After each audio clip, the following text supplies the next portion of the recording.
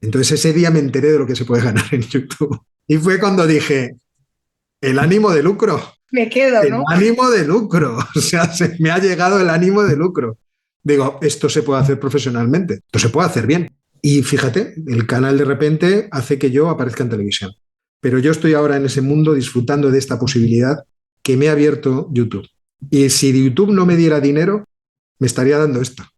Con lo cual, o sea, seguiría estando deleitado, que es como estoy.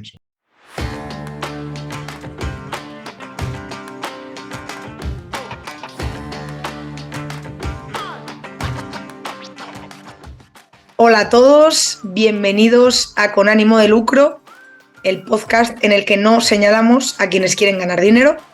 En este podcast de Mi Crowd hablaremos sin filtros con grandes referentes de los negocios, de la economía, la inversión, incluso de la política. Antes de nada, si os interesa la inversión de impacto y queréis ayudar a financiar proyectos de mujeres emprendedoras en América Latina, os animo a que conozcáis lo que hacemos en microwd.es. Puedes mejorar el mundo y ganar dinero. En Mi Crowd ayudas a mujeres emprendedoras de Latinoamérica y generas rentabilidad. microwd.es.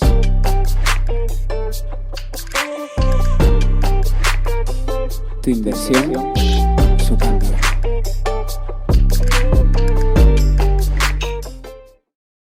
Yo soy Irune Ariño, ya llevamos haciendo entrevistas un tiempo.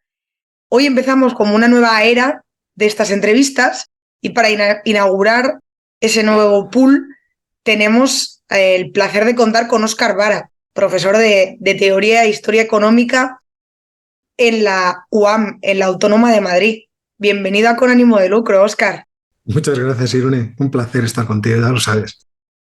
Qué guay. Ha costado, pero al final lo hemos conseguido. Que no cuadrábamos agendas. Es normal. Eres un tío muy ocupado, ahora lo hablaremos. Ahora sí, ahora sí. Porque, claro, no solo eres profesor, no solo durante muchos años y todavía ahora te has dedicado a dar charlas sobre diferentes temas, principalmente sobre economía, Sí, pero te has abierto en los últimos tiempos a otros temas. Es que además, bueno, escribes libros, de hecho recientemente has publicado un libro, es que además, que yo creo que eso tiene mucho peso, tienes tu propio canal de YouTube también desde hace tiempo sobre geopolítica y relaciones internacionales, ¿no? Y también me gustaría que hablásemos hoy de eso. Pero antes de nada, la primera pregunta que te voy a hacer es, ¿qué relación tienes tú con el ánimo de lucro? ¿No? Si es una cosa, bueno, ya sabes, ¿no? Que el ánimo de lucro tiene muy mala prensa. Yo me imagino que a ti no te genera alergia ni nada de eso, ¿no? Pero bueno. no. Mira, el otro día estábamos hablando de un libro que se llama Elogio de la riqueza y creo que efectivamente en general la idea de que uno se hace rico a costa de los demás es lo que está en mucha cabeza de mucha gente, cosa que es claramente o fácilmente demostrable que no es así. Yo estoy con Ludwig Erhard cuando decía en su libro Bienestar para Todos que la clase media es aquel grupo de personas que quiere mantenerse por sí mismos, sin necesidad de ayuda de nadie. Y para eso necesitas ganarte la vida, ofrecerle a los demás algo que les sea útil, hacerlo si es posible, si tienes esa capacidad o esa suerte, haciendo cosas que a ti te gusten, de las que tú disfrutes, que te apasionen, de tal manera que no solamente vas a beneficiarte tú, se beneficia la sociedad, se benefician los demás. Yo creo que eso es en lo que estamos los que tenemos ánimo de lucro. Incluso te diría el rentista o incluso el inversor que lo que hace es tratar de ganar con el dividendo una renta y con eso mantenerse. Uno trata de que su dinero lo tengan aquellos que, por ejemplo, pueden sacarle más valor y participar, obviamente, de eso, teniendo en cuenta que uno también se ve perjudicado cuando ahorra. Es decir, abandona uno a esas criaturas que son las monedas o que son los medios de pago que tanto nos pueden proteger en casos de necesidad. Y por eso yo cuando hago el noticiero geopolítico en mi canal todos los días, termino animando a la gente a que genere PIB, que es muy importante generar PIB, pero sobre todo para la independencia tuya y también para el progreso de todos. El otro día pusiste un tuit, ¿no? Sobre eso cuando estuviste en Al Rojo Vivo. Bueno, Habla- es que Es que esto es una cosa que yo no me esperaba. A mí cuando me invitaron a ir al Rojo Vivo, yo era un profesor que daba clases, pero además era un youtuber y yo tenía ya mi noticiario.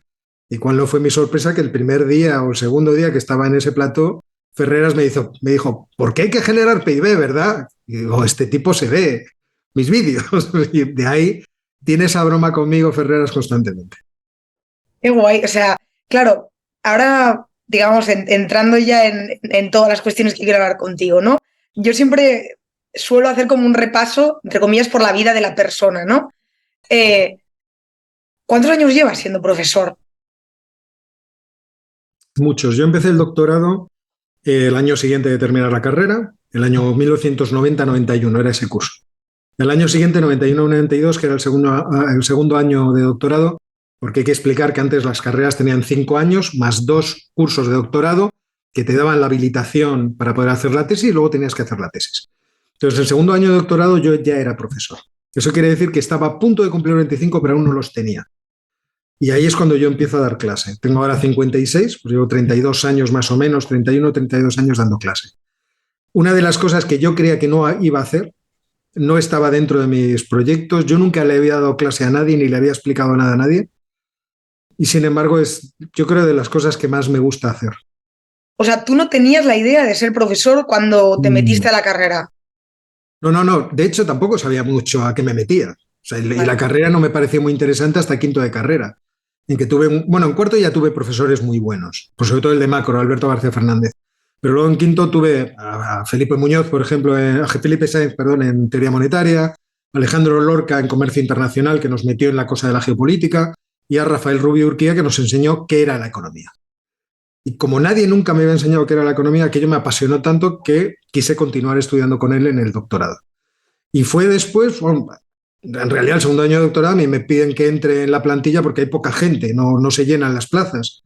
Entonces dice, hay un concurso, métete a ver si te cogen y así tendríamos un profesor más.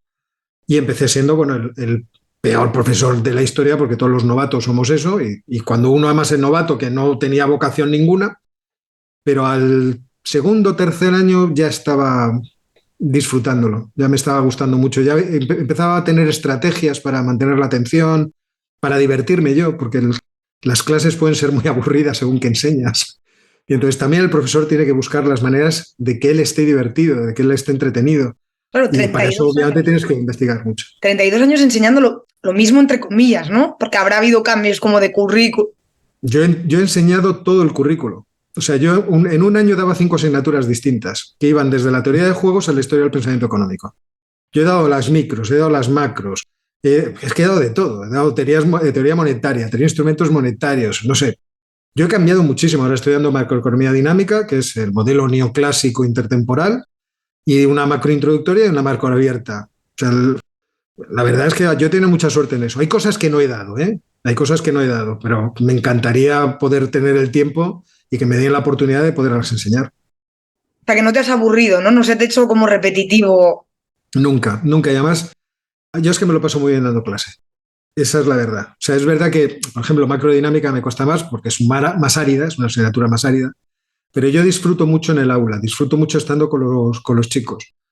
Hombre, no todos los cursos son iguales, no todas las cosechas son iguales, no te llevas de igual de bien con todos los alumnos cada año, pero yo alguna vez he llegado aquí al despacho, cuando estaba teníamos antes 4 personas en este despacho, ahora solamente somos 2, y decía, yo tendría que pagar por hacer este trabajo. Y ellos me decían, cállate, ¿cómo se te ocurre? Que no corra la voz. Pero es verdad que es muy divertido dar clase. Y en 32 años, ¿cómo ha cambiado la universidad? Pues claro, sobre todo en tu caso, la universidad pública en España. Se ha profesionalizado esto, pero por el empuje del propio gobierno, es decir, de las administraciones. Antes aquí existían eruditos tremendos que tenían una visión muy global de lo que es la economía, que habían trabajado desde la economía empírica hasta la filosofía de la economía, y hablar con ellos y aprender de ellos era meterte en una especie de pozo en el que había de todo. Ahora nos hemos ido profesionalizando y especializando en cosas concretas, partiendo de la base de que si quieres publicar tienes que estar dentro del paradigma neoclásico, es decir, de la economía matematizada, empírica, cuantificable, Y eso ha ido haciendo que cada uno de los profesores, es verdad que conocen o conocemos lo que es el modelo general, pero sean especialistas de cosas cada vez más concretas, incluso a veces insólitamente concretas. Pero supongo que también es lo natural, la forma en la que tenía que desarrollarse la economía. O sea, podríamos decir, ¿no? Que está, quizá la palabra no era profesionalizado, ¿no? Sino, bueno, ahora no me va a salir la palabra, pero da igual. Era muy sapiencial. O sea, tú te encontrabas gente que sabía la hueva de casi toda la economía, pero la economía también, en cierto modo, estaba más contenida. Claro. Ahora la gente ha perdido esa visión y se está especializando en una determinada línea. Eso. Y entonces, bueno, pues eso tiene sus utilidades, vamos a decir. A mí me parece que en muchos casos esa utilidad es dudosa, pero no nos vamos a meter en ese asunto. Pero tiene sus utilidades, obviamente. Vinculado con eso de la especialización, que lo estabas como medio mencionando, ¿no? Se ha pasado como de un modelo más centrado en puramente lo educativo a que el papel de la investigación sea mucho mayor y esté mucho más presente en la parte de las exigencias al profesorado, me refiero. Y eso se nota mucho en que muchas asignaturas están orientadas a formar investigadores. No están diseñadas a formar a gente que entienda de economía. Ya. Es decir, que tenga una visión amplia de lo que es la economía, los problemas económicos, por qué se suscitan, por qué se generan. Entonces, en muchas asignaturas es imposible darles esa visión porque les tienes que introducir en metodologías. Oiga, es que nosotros estudiamos el problema macroeconómico como si toda la sociedad fuera una función de utilidad y esa función de utilidad, pues agente económico que tiene esa función de utilidad tiene que tomar decisiones en el tiempo respecto a estas cosas y con estas restricciones. Claro, el alumno te mira y dice, ¿dónde está la inversión? ¿Dónde está el ahorro? Y dice, más adelante, o sea, en la próxima asignatura que vas a tener que hacer con eso, trabajos empíricos, pues te irás enterando, pero es verdad que hay que tener mucha fe desde el punto de vista del alumno hoy en día para decir, en algún momento llegará esa visión genérica, esa visión de conjunto. Y mucha gente llega, quiero decir, la orientación cuantitativa es también algo sano. No es una cuestión que me parezca despreciable, todo lo contrario. Al final todos acabamos hablando del tanto por ciento que ha subido algo o de cuál es el valor absoluto de cualquier otra macromagnitud. Y además es verdad que los aparatos estatales se alimentan de ese tipo de cosas. Y no solamente, o sea, los aparatos burocráticos de las empresas se alimentan de gente que sabe tomar de los datos la información que los datos tienen.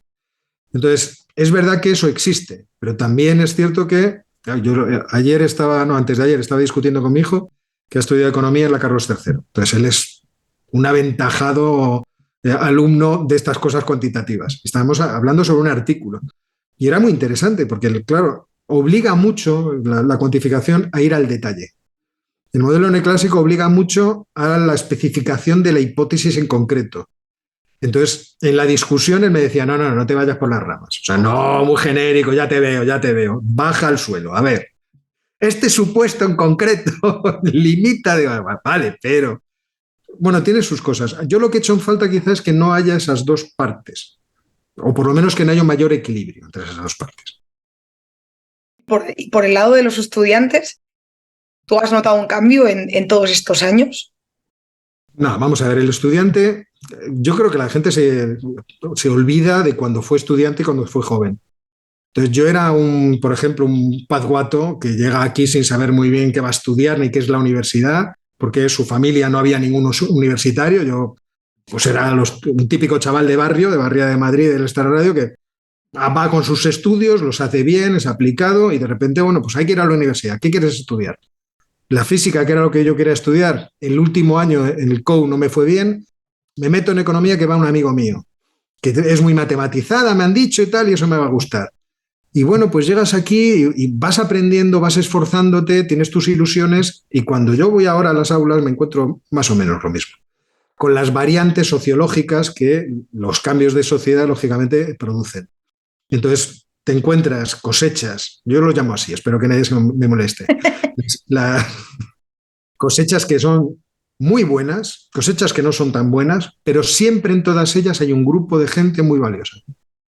Así, con mucho interés, con muchas ganas de aprender, con curiosidad, que a lo mejor el que está fastidiando en el aula eres tú. porque no les das la asignatura que a ellos les podría interesar y engancharles. Y por lo tanto, bueno, también deberíamos hacer un poco de autocrítica, o porque no tienes el tiempo para desarrollar todo el aparataje pedagógico que podrías desarrollar. O sea, ahí siempre están involucradas muchas cosas. Pero yo confío mucho cada año en mis alumnos hasta tal punto que siempre el primer día les pregunto, ¿quién va a sacar a la matrícula o no? Y empiezan todos a poner cara, ¡buah! Yo ni de coña. Y entonces le digo, ¿es que te crees que eres tonto? Y dice, no. Y yo, pues entonces. O sea, con trabajo todos sabemos que podemos llegar a sacar la nota que nos dé la gana. Y siempre es así. Qué bueno. Joder, te quería hacer una pregunta, porque se me acaba de. O sea, es que te estaba escuchando y se me acaba de ir el santo al cielo. Pero bueno, da igual, ya me vendrá. Continuamos con el tema. Ah, sí, ¿ves? Ya me acaba de venir. Dentro de que todos sabemos que en la universidad hay cierto o absoluto, ahora lo veremos, libertad de cátedra. O sea, ¿cuán encorsetados por los programas estáis los profesores, ¿no? Porque os dicen, oye, pues si das tal asignatura, ¿no? Tenéis que ver estos conceptos. Yo no sé si lo desconozco, ¿no? Si la universidad incluso os pide que deis esta u otra bibliografía o tenéis una bibliografía mínima y no sé cómo funciona eso. Bueno, vamos a ver. Libertad. En principio no dependemos de la universidad, dependemos de nuestros departamentos. Y en nuestros departamentos nosotros tenemos las comisiones correspondientes en las que discutimos esas cosas. Es cierto que en los últimos años se tiende a tener una cierta homogeneidad en qué se enseñan todos los cursos. ¿Por qué? En principio porque para el alumno es bueno, en el sentido de que puede cambiar de curso o de grupo, mejor dicho, y encontrarse materias más o menos parecidas. Imaginemos un alumno que ha suspendido las 2 convocatorias ordinarias un año, tiene que repetir al año siguiente y o no está el profesor o por horario no le conviene estar con ese profesor o es que no simpatiza con él. Y entonces se va a otro grupo. Tiene que empezar de cero. Es bueno que la asignatura tenga un cierto parecido con lo que él vio. Entonces, desde ese punto de vista llegamos a acuerdos. Y entonces, por las asignaturas es verdad que una vez que están conformadas, hemos hecho la guía docente, uno ha firmado, entre comillas, un contrato con los alumnos. Señor, yo lo que le voy a enseñar es esto. Y esto es lo que usted debe esperar. Y además le voy a evaluar de esta forma. Y esto es lo que usted debe esperar. Y la cantidad de esfuerzo que más o menos hemos calculado que le va a costar sacar esto estimamos este. Entonces, la gente puede hacerse una planificación. Yo entiendo que eso es razonable. Lo bueno es que luego existen asignaturas optativas, en las cuales tú tienes que convencer a un grupo mínimo de alumnos de que lo que haces mola. Entonces, yo hace unos años que dejé las optativas porque la vida me estaba empezando a agobiar mucho, pero tengo compañeros, por ejemplo, porque en mi departamento tenemos escuela neoclásica, tenemos marxistas, tenemos austríacos, este señor que se sienta aquí a mi lado es austríaco y trata de dirigir su docencia en ese sentido, es Javier Aranzadi. Además, yo creo que persona eminentísima en muchos aspectos distintos del pensamiento económico austríaco. Es muy desconocido, pero bueno, eso es otra cuestión. Tenemos poskeynesianos. ¿Ha participado en algún congreso de economía austriaca del Juan de Mariana? Lo seguro. Somos de los primeros discípulos que tuvo Jesús. Es verdad que César Martínez Meseguer estuvo antes, pero vamos, enseguida llegamos nosotros, Ángel Rodríguez, Javier Aranzadi y yo. Pero Javier ha seguido. O sea, Javier sigue publicando al máximo nivel en Routledge libros que tienen una orientación austriaca. Fue incluso el editor en uno de estos libros de Springer de cómo es la escuela austriaca, de la parte en la que escribieron luego los autores como Huerta de Soto o Guido Hulsmann, en fin.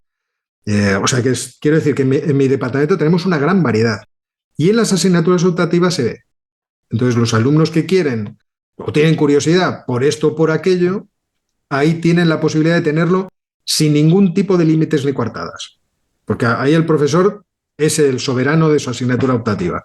Ahora es así, si al segundo año vienen 2 alumnos nada más, algo estás haciendo mal. O sea, que desde ese punto de vista es verdad que hay flexibilidad, lo que pasa es que muchas veces no la usan. Claro, no, yo estaba pensando, yo qué sé, si en la NECA te encorseta mucho, ¿no? A la hora de definir... No, la NECA te encorseta en otra dirección, que es que tienes que investigar para que te concedan los chiquipuntos que luego te dan acceso a ser... poder ser titular, ser catedrático, esas cosas, sí, claro. ¿Y tú qué opinas de eso? O sea, porque, mira, te voy a dar, no me lo has preguntado, pero da igual, te voy a dar mi opinión. Sin querer sugestionarte, ¿eh? Pero claro, a mí me parece, o sea, evidentemente me parece útil que los profesores tengan esa experiencia, ¿no?, de publicar, pero a la vez, ¿por qué no puede haber profesores que se dediquen únicamente a la docencia, ¿no? O sea, ¿por qué la docencia no puede ser, digamos, una cosa en la que uno se prepare? Si hay que reciclarse, uno se recicla, si es que ese no es el problema, ¿no? Y por otro lado, la gente que investiga, ojo, o si uno quiere ser profesor e investigador, pero igual tú me corregirás, pero parece que ahora los profesores tenéis que ser sí o sí también investigadores. Y yo no sé si eso es... Vamos a ver, hubo un momento en que alguien en las altas esferas le dio por pensar, necesitamos profundizar en la investigación de la escuela neoclásica, porque vemos que esto es lo que se hace como tendencia en todas las universidades, entonces lo que vamos a poner es una presión en los profesores para que publiquen. Entonces les vamos a obligar. Y además tienen que publicar en ciertas revistas, en cierto número de artículos en ciertos periodos de tiempo. Entonces ahí se puso una gran presión sobre el profesorado. Y la gente actuó en correspondencia. Eso ha dado lugar a creo yo, un superávit de publicaciones que estimo que nadie debe leer ni nadie debe mirar mucho. Hasta el punto de que muchas revistas, yo creo que invadidas por todas las publicaciones que debieron aparecer, por ejemplo, desde España, decidieron que no, mira, ponemos un corte que usted tiene que pagar. Porque a la gente tiene que leerse su artículo, tal, luego tenemos mucho follón aquí. Entonces, usted paga. Y cada vez paga usted más. Entonces, el otro día me comentaba alguien 3.000 euros por publicar un artículo en una revista. Decía, pues la verdad, o sea, solo por tener la opción de poder publicar. Entonces, es verdad que además esa presión dirigía hacia un camino, porque no todas las revistas se estimaban igualmente valiosas. Es decir, una decisión de qué queremos, de qué tipo de teoría económica queremos que estén hablando nuestros profesores y en qué tipo de teoría económica queremos que estén formados y también los alumnos. Entonces eso descabalgó, por ejemplo, no voy a referirme a la escuela austríaca, que es una escuela que muchas veces ha renegado de la investigación empírica, aunque en los últimos tiempos hemos visto cómo se ha tratado por diversos autores de conectar las dos cosas. Pero, por ejemplo, pongamos a los poskeynesianos. Los poskeynesianos y sus modelos matemáticos existen, han existido desde el principio. Y, sin embargo, no eran tan valorados. Entonces, cuando llegaban las publicaciones, las comisiones, que son algo, además, ciertamente opaco, podían tirarte abajo o tirarte arriba. Y la gente se sentía y se sigue sintiendo. O sea, hay muchos compañeros que acaban en un contencioso administrativo porque ven que las puntuaciones, ellos estiman que no son correctas. Pero claro, los jueces tampoco se van a meter en eso. Oiga, mire usted, ahí se montó una comisión, ustedes sabrán. Claro, eso es, ¿cómo decirlo? Al final vamos a colonizar de este tipo de pensamiento las facultades de economía. Y todo lo que sea alternativo, discrepante, eso no va a tener cabida. Esto es lo que ha hecho. Y luego, fuera aparte, está el asunto de la docencia, que han tratado de corregir con otras cosas. Pues vamos a tratar de fomentar también algún tipo de premio al que se dedica a la docencia. Pero la docencia sí se ve como algo inferior respecto del que es capaz de plantearse un problema y resolverlo y ofrecer algún tipo de información nueva, pues, puesto que en eso consiste la investigación.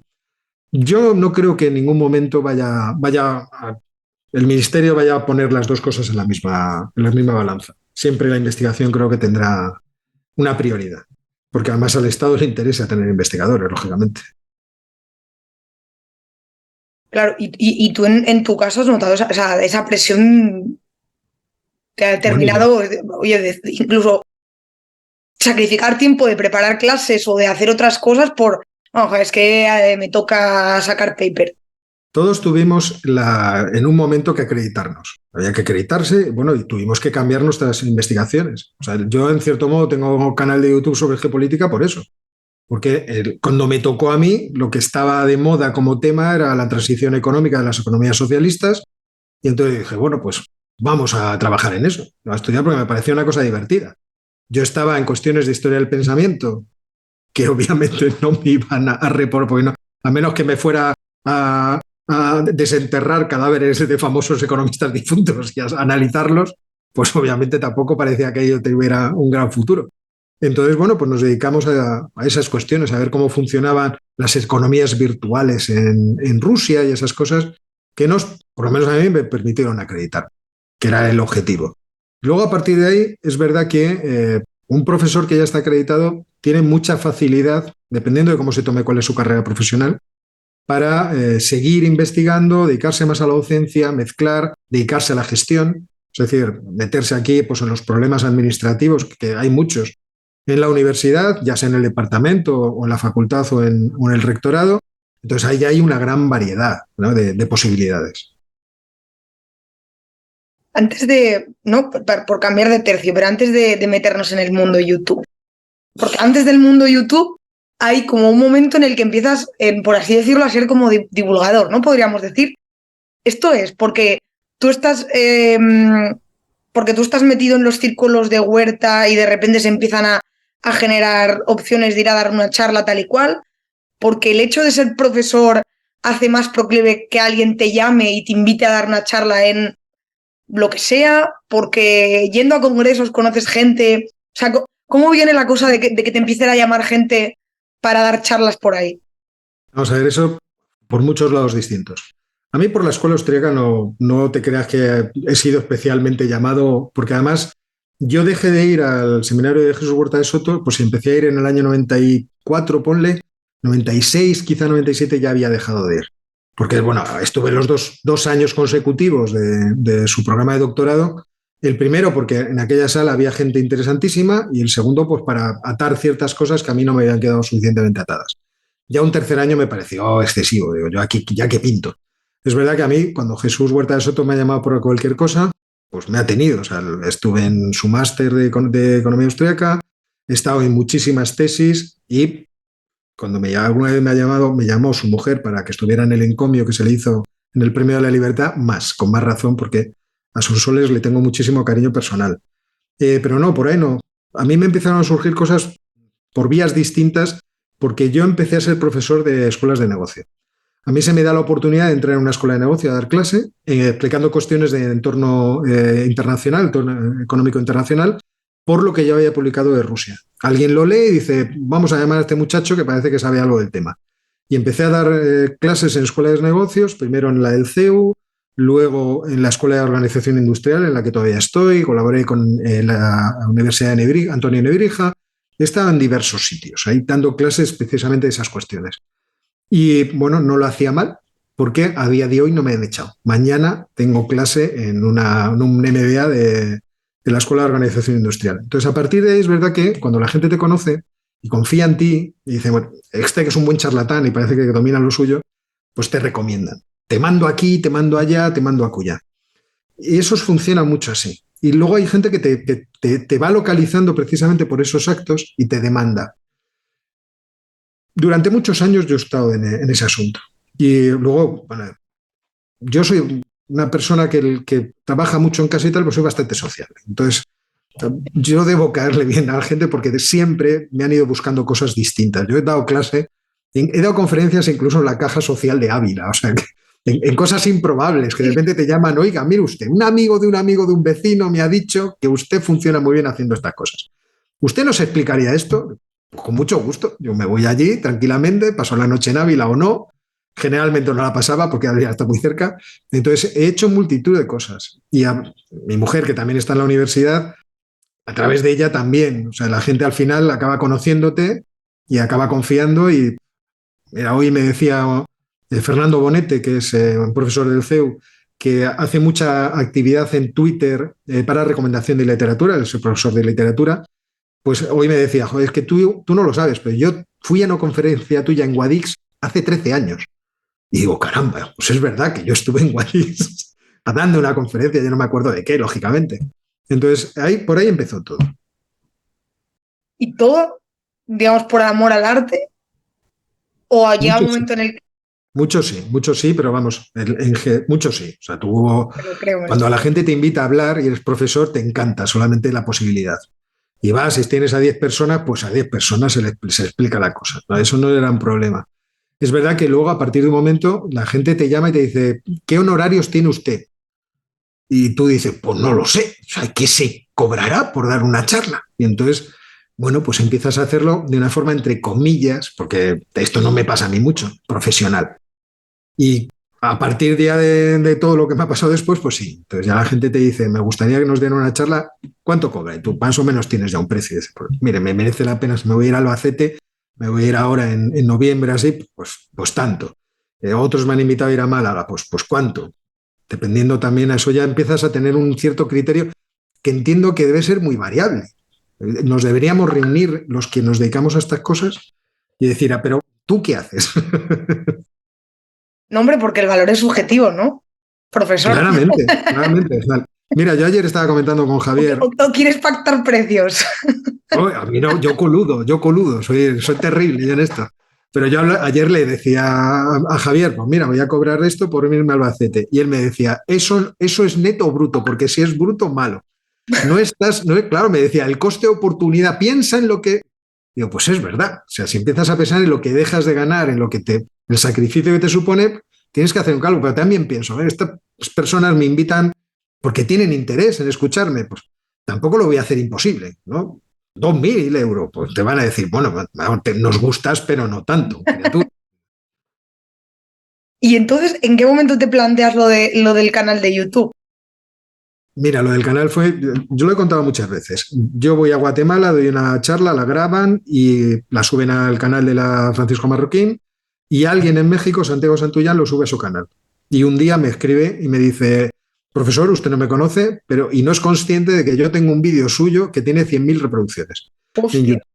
Entonces, la gente pregunta que si no hay nada más de usted, que le gustaría escucharle más. Entonces, aunque usted no sepa nada, yo le oriento para hacer un canal de YouTube. Yo le doy consejos. Pero póngase a hacerlo. Digo, ya, pero yo ¿de qué voy a hablar? Pues piénseselo, eso es cosa suya. Y entonces, como era profesor de historia de las doctrinas económicas, digo, mira, pues una buena cosa que puedo hacer es explicar las doctrinas como yo creo que son, para que la gente se haga una composición de lugar. Y que ¿Cuándo estamos hablando? Porque 2016, yo esto no lo había oído nunca. 2016. Esto pasa en 2016, que es cuando realmente empiezo el canal. Y entonces, nada, cojo el iPad y me pongo ahí a hablar con un sonido pésimo, el iPad mirando al techo y estas cosas, y yo explicando mis clases. Pues mire usted, Marx, les voy a explicar a más en varios capítulos, esto es importante y aquello. Y usted luego juzgue lo que quiera. A mí eso ya. También tenía la idea, que fue algo que sí pensé al principio, de que la gente necesitaba un criterio que fuera un poco independiente o que fuera objetivo. Te voy a explicar lo que hay. Y luego ya tú piensas lo que te dé la gana. Porque también pienso que los profesores de la universidad, los que nos dedicamos a ser profesores, o a investigar y tener curiosidad y aprender, tenemos la responsabilidad de no ser partidistas y ofrecerle a los demás un conocimiento que ellos puedan tomar como, entre comillas, válido. No voy a decir cierto, pero válido. Este señor me está tratando de explicar esto sin sesgos. Los tendrá porque esto es irremediable, porque no se habrá leído las 100.000 cosas que hay que leerse. Yo no soy Enrique Menéndez Ureña, que para estudiar a Marx aprendió ruso. Entonces, es verdad que hay gente que a uno le excede. Pero esa era la intención, vamos a hacer un bien. Porque yo no pensaba ganar un duro. Y yo tenía el canal y no pensaba ganar un duro. Digo, esto lo hacemos por amor al arte, porque la gente aprenda, qué bien, estupendo. Y luego fue cuando la gente empezó a verlo de forma muy pequeña. Al principio yo tenía audiencias enanas, 100, 200 personas, que me parecía la pera. Porque tú piensas en reunir a 200 personas en una conferencia siendo profesor universitario. Eso es la pera. O sea, yo tenía audiencias de 10 y de 5. O sea, tenía 100 y decía, macho, esto mola. O sea, no tenía la mayor ambición. Pero a medida que aquello iba creciendo, fue cuando dije, caramba, pues tengo que hacerlo mejor. Y la gente me decía, oiga el sonido, oiga la imagen. Entonces ya vas que si un micrófono, que si una cámara, que si no sé, para tratar de que la cosa quede bonita, pues tenemos que hacer unas transiciones. ¿Eh? ¿Cómo será esto de editar? Vamos a coger un programa de editar. Y poco a poco te vas viendo metido hasta que un infausto día de agosto creo que fue 2019, se me ocurre hacer, porque había estado leyendo sobre ello, un vídeo sobre la deuda en China, que era algo que quería preparar para otra cosa. Y subo el vídeo y 300.000 personas. Y digo, leches. El canal ya estaba monetizado. Entonces ese día me enteré de lo que se puede ganar en YouTube. Y fue cuando dije, el ánimo de lucro. Me quedo, ¿no? El ánimo de lucro. O sea, se me ha llegado el ánimo de lucro. digo, esto se puede hacer profesionalmente, esto se puede hacer bien. Entonces vine aquí a la universidad a ver si... O sea, si Sí, tienes en cuenta todo el tiempo que le dedicas. vamos a ver. La gente podría decir, lo que ganas, que gano, ¿eh? O sea, en un canal de YouTube puedes llegar a ganar un sueldo. Y eso no es una tontería. No, está claro que no. No es una tontería. Pero lo que hay que pensar es que cuando llegas a una audiencia relativa, bueno, o relativamente grande, pues yo tengo 170.000 suscriptores, pero entiendo que la gente que sabe quién soy es mucha más. O sea, gente que me ha visto una vez, que me ha visto dos veces, que me ve de forma de vez en cuando y tal, y que no está suscrito al canal, es mucha más. Eso supone derribar una pared. O sea, no es abrir una ventana, es derribar una pared que te sitúa en un mundo que tú ya no controlas y del que pueden surgir posibilidades que no conoces. Y abrir posibilidades que pueden ser realidad, eso es uno de los trabajos de la creatividad humana. Es decir, nosotros actuamos en la realidad para generar posibilidades que pueden ser real en algún momento. Y fíjate, el canal de repente hace que yo aparezca en televisión. Y que además me quede en televisión. Es decir, bueno, luego supongo que lo que hago cada día cuando voy allí es valorado y me quedo en televisión. Me siguen llamando, me siguen valorando, la gente me aprecia, he conocido gente interesantísima, le he preguntado a la ministra de Economía, en fin, me han pasado cosas que eran imposibles antes de tener el canal, imposibles, y que ahora son posibilidad real. Y encima, a la editorial Ariel me llama y me dice, Óscar, nos gustaría que hicieras un libro para nosotros, de este tema en concreto, de cómo ves a Europa hacia el futuro. Y digo, pues mira, además me gusta porque es un tema del que me gustaría pensar. Entonces, fenomenal. Y tienes de repente esas posibilidades reales que tú no sabes cuáles van a ser, se te van ofreciendo. Te hacen la vida mucho más interesante, mucho más divertida. Yo vivo divertido. Bueno, es verdad que toda mi vida ha sido vivir divertido. A mí me gusta mucho vivir, creo que tenemos una gran suerte. Pero ahora se me han abierto una cantidad de posibilidades que son fascinantes. O sea, la gente, por ejemplo, cuando me dice, hay alguno que me critica, estás en la cloaca mediática, esa gente, ¿cómo es? Y tal, digo, lo que usted quiera, no debería usted aparecer. Digo, mire usted, aparecería incluso si no me pagaran. Porque cuando yo me siento en ese plató y de repente sale la regidora Valentina y dice 15 minutos de publicidad, yo miro a mi izquierda y a mi derecha y puedo tener a un ministro, puedo tener a un filósofo, puedo tener a un politólogo, puedo tener a un periodista que ha sido subdirector del diario El Mundo o al mismo director del diario El Mundo y puedo iniciar una conversación y me cuentan cosas que en mi vida me iban a contar.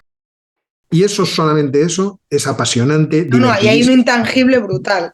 Brutal, brutal, brutal. Pero o sea, la gente no se hace idea de lo interesante que es estar en ese plato. A mí no me arrancan de ahí. Bueno, supongo que en algún momento Antonio dirá, bueno, Óscar, ya está bien, ya has dicho muchas tonterías, vete. Pero mientras me sigan llamando, yo quiero jugar en ese equipo. Porque es fascinante, te lo aseguro, es fascinante. No digo que otros programas no tengan gente fascinante. También me encantaría estar en ellos. Pero yo estoy ahora en ese mundo disfrutando de esta posibilidad que me ha abierto YouTube. Y si YouTube no me diera dinero, me estaría dando esto. Con lo cual, o sea, seguiría estando deleitado, que es como estoy. No, total. Y claro, al final, ahora mismo no sé de memoria cada cuánto publicas, ¿no? Pero, joder, es un curro, o sea, por mucho que tú estés informado y puesto en la actualidad, que haya cosas que evidentemente tú ya sabes, pero al final, aunque solo sea, ¿no? La cuestión de grabar, de editar, no sé si todo lo haces tú o tienes gente que te ayuda, ¿no? Eso sería como una primera pregunta. Y la segunda es, o sea, ¿cómo te gestionas el tiempo? Yo Familia, amigos, esas cosillas, ¿eh? Como dice también mi vecino de despacho, yo tengo 5 ayudantes que son estos. Estos 5 son mis ayudantes. Todo lo hago yo. Todo lo hago yo. Vamos a ver. A mí me divierte. O sea, yo entiendo que a la gente le puede parecer raro. Todos me preguntan, pero ¿de dónde sacas tiempo? Pues yo publico a diario. Generalmente. Hoy he publicado. Mira, si yo he publicado por el noticiario, lo suelo. Eso te iba a decir. Sí, el noticiario. Pero hacer un vídeo así de profundidad, enjundia y tal, que luego tengas que editar, joder, eso me cuesta ya más. Claro. Por eso tengo muchos vídeos preparándose que muchos no acaban saliendo. Porque son cosas que estoy preparando y la actualidad corre más rápido y aquello se queda en el pasado, pero los archivos están ahí o los PowerPoint que me preparo. Entonces, a mí me divierte. O sea, yo me levanto por la mañana, yo generalmente desde las 6:30, 7 estoy despierto. Y lo primero que hago es enciendo la luz de la mesilla y cojo la tableta o el ordenador y me pongo a leer noticias. O me pongo con el Twitter. Pero vamos a ver que esto es algo que hacemos todos. Sí, total. Y entonces yo empiezo a mirar y digo, mira qué divertido. Y empiezo a abrir pestañas y les voy guardando. Pues mira, esto qué divertido. Me leo un artículo, qué divertido. Lo que yo creo que hacemos todos. Lo que pasa es que en un momento es verdad que yo pensé en que esa diversión me podía dar dinero. Pues yo creo que esta diversión, esto que hago yo que me divierte tanto, me puede dar dinero. Luego, yo soy un tío que hace muchas cosas plásticas. Es decir, yo dibujo, yo escribo, yo hago muchas cosas de esas. Entonces, yo tener el iPad Pro y ponerme a dibujar con el lápiz y tal y hacer cosas, estoy continuamente. Con lo cual no me cuesta tampoco la cuestión visual, lo de editar. O sea, hoy estaba haciendo el noticiario y estaba soltando el rollo para mí, para ver qué, porque yo me dicto las cosas además, que yo trato de utilizar la tecnología de la forma más favorable posible, para ser más productivo, como yo creo que todos tenemos que hacer. Y entonces estaba dictándome lo que iba a contar y tal, y de repente digo, esto es el día de la marmota. Pues busca un corte del día de la marmota para meterlo en el vídeo. Supongo que todos lo hacemos. Lo único es que quizá los que estamos en YouTube haciendo el tonto nos atrevemos a hacerlo. Que eso es también una parte importante del cuento, el tener el arrojo de ponerte delante de la gente para que la gente diga, este es idiota, o esto es ridículo. A mí me lo han dicho muchas veces, pero no me importa, porque yo estoy divirtiéndome, estoy haciendo algo que creo que está bien, y aunque esté en riesgo, creo que eso es bueno para mí. O sea, estar en riesgo es una cosa buena. Estar cómodo, estar todo el día sin estar sometido a la crítica de los demás, creo que no es bueno. Entonces, todo se aúna, lo vais juntando todo y todo se aúna. Luego, hay muchos temas de los que yo no sé nada. O sea, el canal en realidad así es una escuela para mí. Yo cada tema que pasa, que sucede en el mundo, digo, yo sé de esto, pues sé poco, sé aquello, sé lo que no sabes. Vamos a ver la gente que sabe qué ha escrito. Yo tengo acceso a bases de documentales muchísimas, a periódicos, en fin. Hoy en día en Internet tienes trabajos científicos y de gente se suda por todas partes y te pones a leer y a seleccionar. Y cuando te haces una idea, digo, pues ya me tengo hecha una idea. Entonces me hago un pequeño esquema y voy vomitando en el ordenador lo que tengo en la cabeza. Y cuando tengo ya más o menos el asunto, pues o me hago un directo cuando no tengo tiempo. Cuando no tengo tiempo de editar, hago una presentación y explico el asunto. Mira, pues hoy he aprendido esto y os lo explico. Muchas veces pasa que alguien que sabe más que yo, que lo ha visto, dice, Óscar, te falta esto y aquello. ¿Tienes toda la razón? Pues ahora me lo miro. Pero lo que la gente no entiende es que yo no soy un sabio eminente que sabe todo. Yo soy un tipo que va aprendiendo porque tiene mucha curiosidad y que tiene la osadía de luego ir a Internet y decir, oiga, hoy he aprendido esto. Hay estrategias mucho mejores. O sea, yo siempre hago mucha publicidad de Lunaticoin, de una persona que tiene un blog, un podcast sobre el Bitcoin, que hace podcasts muy largos sobre aspectos muy distintos del Bitcoin y que a mí me invitó a hablar de escuela austríaca. Estuvimos 2 horas hablando de escuela austríaca. Y cuando estábamos ya fuera de antena digo, oye, pero tú te veías una batería de preguntas demasiado específicas. Y dice, claro, a mí me interesaba el tema, me he leído algo. Y cuando ya me he leído algo sobre un tema que me interesa, digo, ¿quién me lo puede explicar? Reviso a todos los que andáis por ahí y digo, Y entonces lo que tú haces es darme una clase en privado de 2 horas en que respondes a todas mis preguntas. Y yo mientras estás tú hablando, yo estoy tomando notas. Porque es como si estuviera en una clase particular. Luego es verdad que lo hacemos público para que todo el mundo tenga la oportunidad. Bueno, es que esto es lo fascinante de Internet. Y esto es lo fascinante de YouTube, de Twitter y de tantas otras redes sociales. Que tomadas bien son espectaculares. Para uno. Luego ya es verdad que tiene el efecto, oye, a ver si os vale lo que yo he aprendido. No, estoy súper de acuerdo. ¿Y tú crees que en ese sentido todos podemos ser analistas? Es decir, me refiero teniendo en cuenta que uno tiene que leer, uno tiene que informarse, pero que bueno, que si eres una persona medio curiosa, que tienes una base pues en este caso de economía, pero de relaciones internacionales, de ciencias políticas, ¿no? De lo que sea. Y además, oye, pues te dedicas tus 2 horas al día, ¿no? Porque, por ejemplo, te pongo mi caso personal, ¿no? Cuando yo empecé con la gente de Visual Politics en Not News, a mí me daba mucho reparo porque me pasaba un poco lo que tú dices. Oye, hay de muchas cosas y de muchas partes del mundo de las que no tengo ni pajotera idea, pero nada de nada. Pero bueno, dices, oye, empiezo a leer y quizá las primeras cosas que analizo no tienen tanta profundidad, pero a la que he escrito 5 veces sobre esa parte del mundo, esa región, ese país, pues claro, ya conecto, ¿no? Cosas que ya he contado antes y que digo, ostras, esto me conecta con aquello que conté y aquí está la explicación y tal y cual. Claro, no, porque no hay mucha gente que podría decir, o ya sabes que este tipo de críticas son como muy, muy típicas, que casi es como intrusismo laboral, ¿no? Que casi estamos haciendo una labor periodística y tú todavía, ¿no? Que eres profesor universitario y en ese sentido estás como dirían los ingleses, más entitled, ¿no? Para hacer este tipo de cosas. Pero no sé qué opinas de todo esto que te estoy diciendo. Vamos a ver, es que depende de cuál sea tu bagaje anterior. O sea, tú tienes una trayectoria profesional, yo te he visto en muchos sitios y siempre te he visto, por ejemplo, funcionar al máximo nivel, por ejemplo, organizativamente, que es lo que yo te he conocido, así te he visto más de cerca. Yo te he visto organizar, poner en firme situaciones, proyectos, gente. Entonces, el que tiene un bagaje de un determinado tipo, efectivamente puede ser lanzado a muchas aventuras. Entiendo que VisualPolitik ve en ti un perfil concreto porque te conoce. Entonces dice, le podemos lanzar a una aventura. ¿Y cómo va a reaccionar ella? Pues con el grado de... Como, no quiero ser, pero tú eres muy intensa, entonces con el grado de intensidad que tiene Irune. Entonces, desde ese punto de vista, yo entiendo que tú no eres una apuesta muy arriesgada, pero claro, depende de ese bagaje previo que uno tiene, de cómo uno ha peleado contra sí mismo para ir creciendo. Hay mucha gente que no se ha tomado la molestia o no ha tenido la oportunidad, y esto es así, claro, les puedes lanzar a cosas que les queden muy grandes. Y es que la experiencia de que las cosas nos quedan grandes, todos las hemos tenido en algún momento de nuestra vida. Esto me queda grande, yo aquí qué pinto, o sea, delante de esta gente claramente se va a ver que no valgo.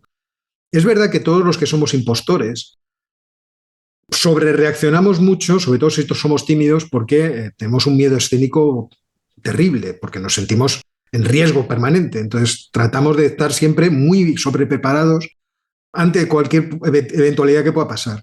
A mí me pasaba cuando era profesor novato, que siempre estaba en la pizarra señalando algo que no sabía. Y claro, siempre había un profesor que decía, un alumno que decía, oiga, profesora, ¿eso qué es en concreto? Y tú decías, mierda, ya me han pillado. Entonces, uno tenía que sobreprepararse. Eso yo creo que es, ¿cómo decirlo?, un motor personal que quizá no todo el mundo tiene. Desde ese punto de vista, no, yo no creo que todo el mundo se pueda lanzar a cualquier aventura. O sea, yo no me puedo lanzar a cualquier aventura.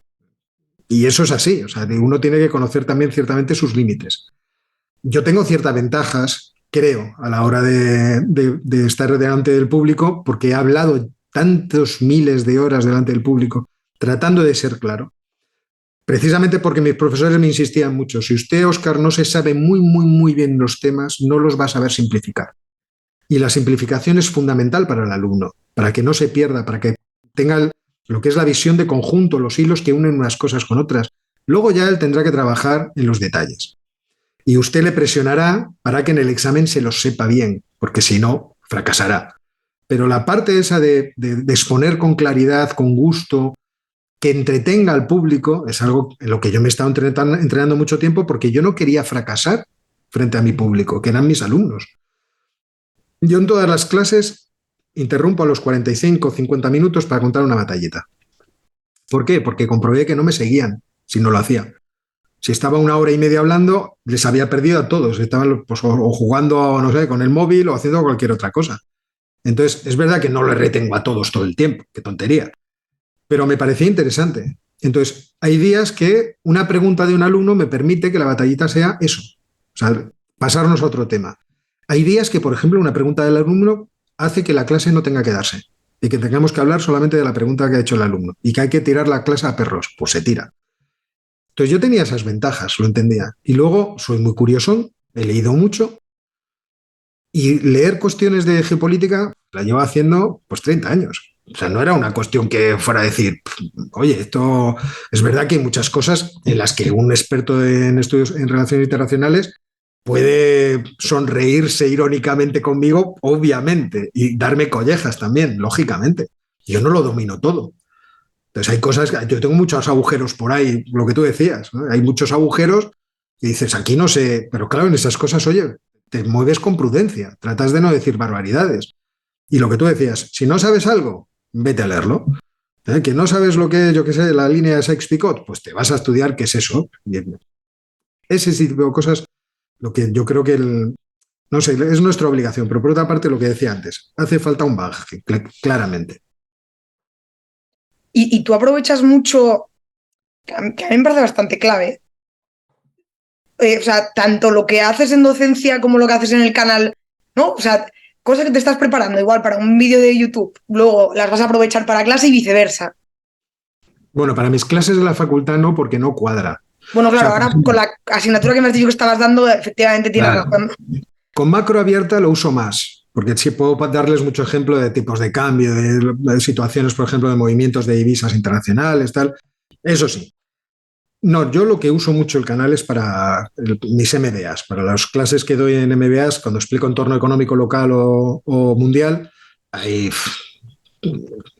tengo que cortar, o sea, tengo que seleccionar. Pero lo malo es que yo nunca he concebido una clase de ese tipo como algo que yo tenga que tener muy preparado en el sentido de que sé cómo voy a empezar y sé cómo voy a acabar. O sea, tengo de forma muy laxa un guión, tengo una serie de materiales en una presentación, pues me puedo llevar para 2 horas y media 200, 250 transparencias con gráficos y mapas y cosas diversas.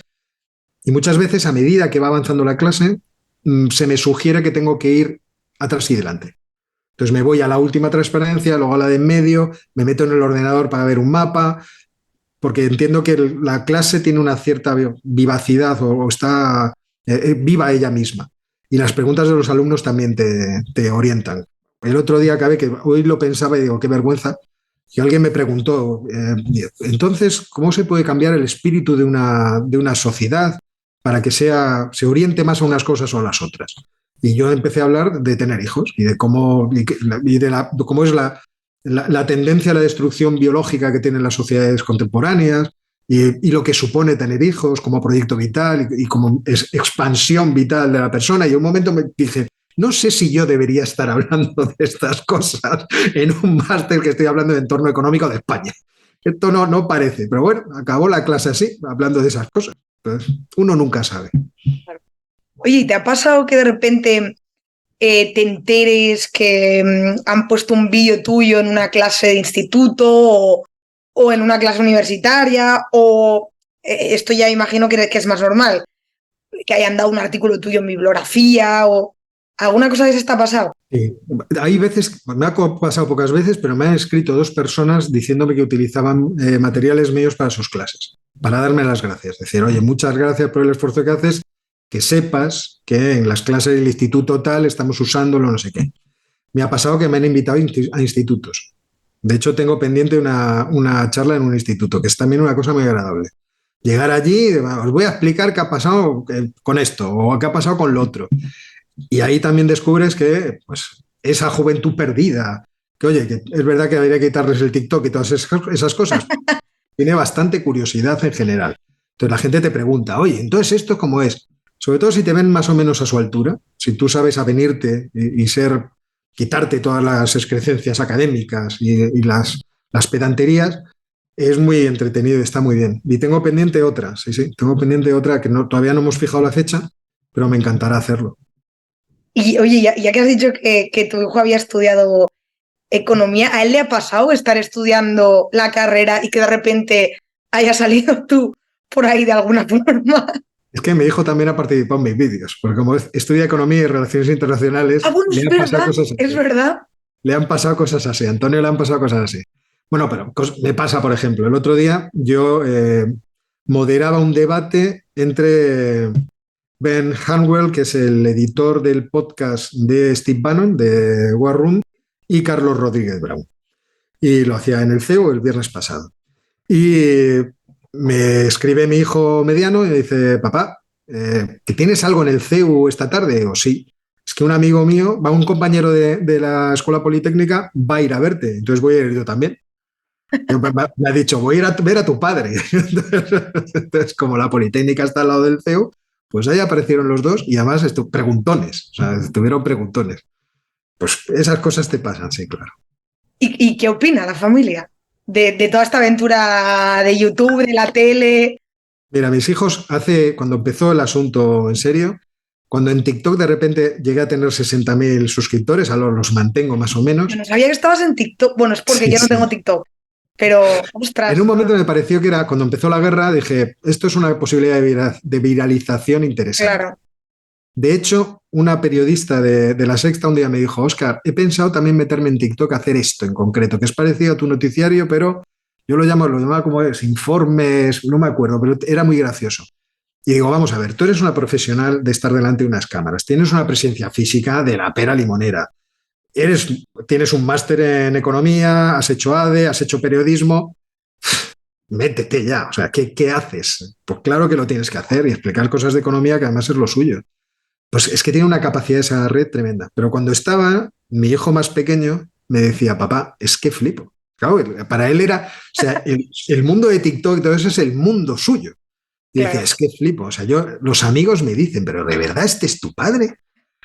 Claro, esa es la parte marciana. Y la familia flipa, pero también hay que entender que mi familia, o sea, yo tenía un hermano, pero falleció. Por parte del lado de mi lado, tengo poca familia. Por el lado de la familia de mi mujer, tengo muchísima familia. Son 5 hermanos, ya son 13 sobrinos, hay mucha gente. Y es un grupo de especímenes realmente sobresaliente. O sea, ahí no puede. Mi cuñada Pepa es matemática y física, por ejemplo, por poner un detalle. Mi cuñado Sergio es el responsable del computador cuántico de Google, ingeniero informático, filósofo, matemático, doctor en física teórica. Entonces, uno puede intentar presumir, pero no va a tener éxito. Mi suegro tuvo el blog de información religiosa más importante de España. O sea, tú te llegas allí y dices, no, yo es que, y te miran todos como, siéntate y corta el jamón. O sea, déjate de tonterías, eres el último mono. Entonces, es divertido, todo el mundo está muy contento, pero no te creas tú que, por ejemplo, para mí, quizá para la persona que más esto es más genial es para mi madre, porque mi madre me puede ver casi todos los días. Claro. O sea, yo a los fines de semana voy a verla, pero me dice, hoy te he visto, me has gustado, hoy no me ha gustado tanto lo que has dicho. Entonces me tiene ahí permanentemente, y eso sí que le gusta mucho, ya tiene 90 años mi madre. Qué guay. Sí, pues eso que es guay, lo que está pasando es divertido. No, totalmente. O sea, o sea, vamos. Sí. Pues si te parece, para terminar, hacemos una serie como de preguntas más cortas y ¿Vale? mucho más personales y más graciosas, creo yo. Pues a ver. La primera de ellas es, bueno, entiendo que si lo recordarás, ¿cuál fue tu primer trabajo y cuánto cobraste? Mi primer trabajo fue en la universidad. Y yo creo que nos pagaban, no lo voy a tener claro, pero creo que mi primer sueldo estuvo por debajo de las 100.000 pesetas. Fueron 90 y tantas mil pesetas, una cosa Bueno, así. me hagas pensar en el... Que yo sé el cambio de 1.000.000 de pesetas. Era un sueldillo, pero yo entré a tiempo completo, o sea que... Bueno, o sea, no entraste como se entra ahora, ¿no? Y atención, porque a los 2 años o a los 3, a mí me contrataron en otra universidad, porque todavía no estaba, la ley de incompatibilidades no estaba bien desarrollada y la Comunidad de Madrid me hizo compatible. Entonces yo dije, pues si estoy compatible, y los sindicatos, vino uno de la UGT a decirme, ¿quién conoces en la comunidad? Y digo, mira, no conozco a nadie, puede haber sido un fallo, pero te imaginarás que no lo voy a dejar. Cuando ya la ley me obligue, efectivamente la ley me obligó. Pero no, al principio yo empecé ganando bien. Muy bien, entonces. Sí.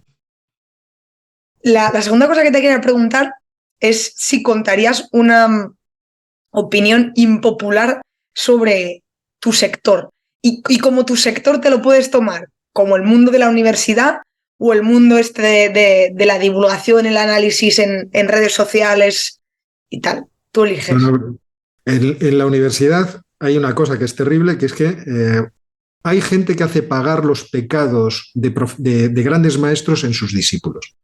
y es una cosa que se me ha parecido una aberración. O sea, yo eso lo he visto en oposiciones a plazas de funcionario, llegar a alguien que fue discípulo de una mala persona, que ya se dio cuenta que era una mala persona y lo había abandonado, y la gente hacerle pagar que había pasado por las manos de aquel cretino.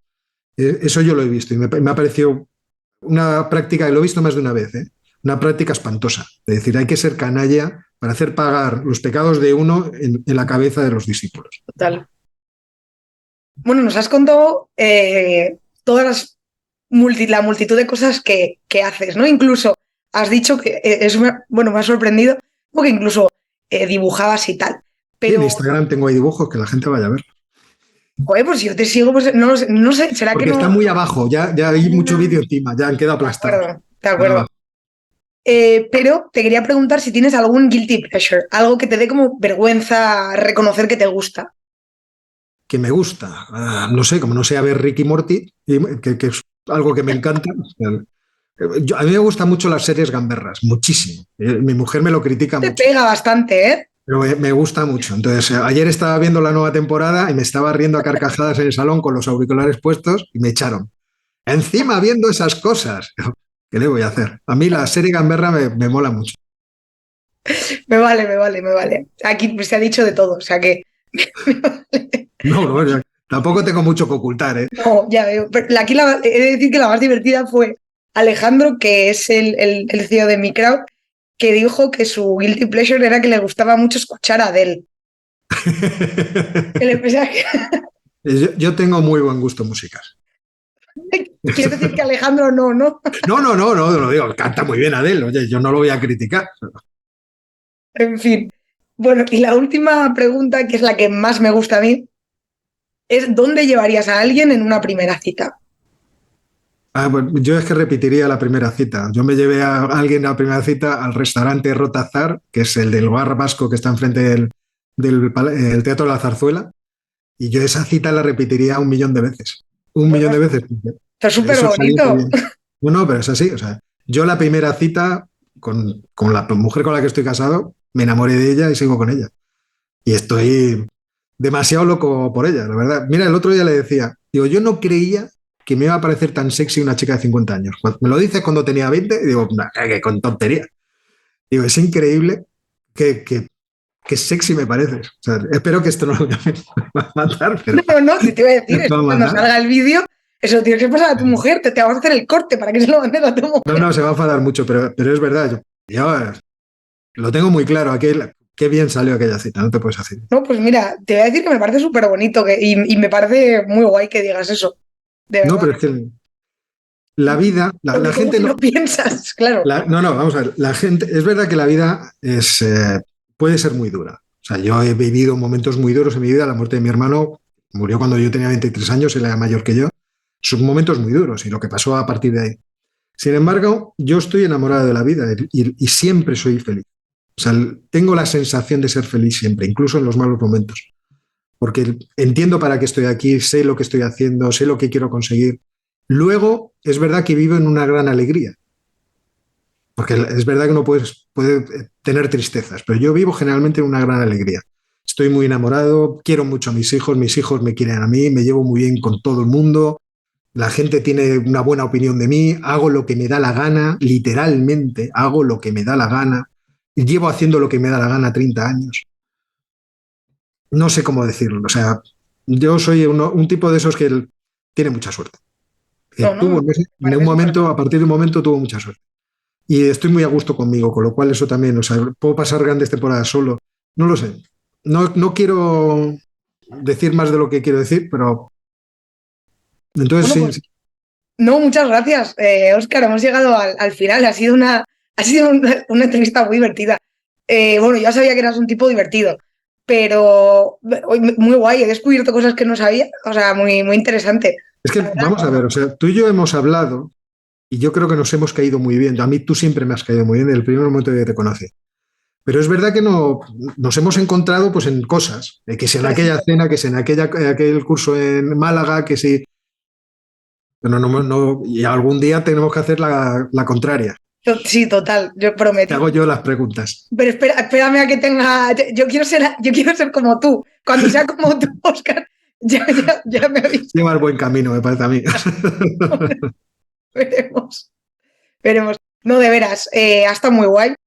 Yo creo que, vamos, la gente que nos vaya a escuchar le va a molar mucho la entrevista. Y nada, gracias a ti, gracias a todos los que lleguen hasta el final, que animo a que lleguen hasta el final, aunque solo sea por escuchar las últimas respuestas a las últimas preguntas, que son graciosas. Y recuerdo lo que decía al principio, que hoy al final de este podcast lo hacemos desde Microwd, y si a alguien le interesa el tema de la inversión de impacto, aquí pues, no tenemos problemas con el ánimo de lucro, que se metan en la página web de Microwd.es y ahí conocerán cómo pueden involucrarse e invertir. Así que nos vemos a la próxima. Muy bien. Un abrazo. Un abrazo.